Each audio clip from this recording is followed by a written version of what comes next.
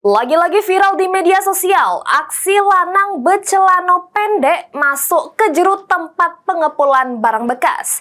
Gasak sikok unit HP punya korban yang bergawe di tempat tersebut, yang berada di Jalan Kapten Abdullah, Kecamatan Pelaju, Palembang.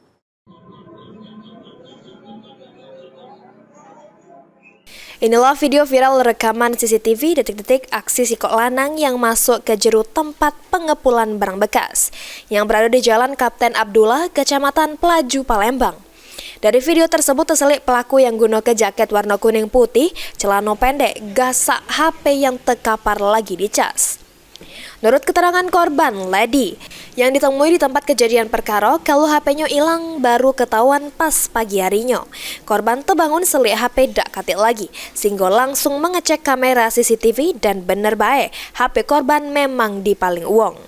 Masih dikatakan Lady, kalau pas itu dak cuma HP dirinya be yang terkapar, ada HP kawan-kawannya juga.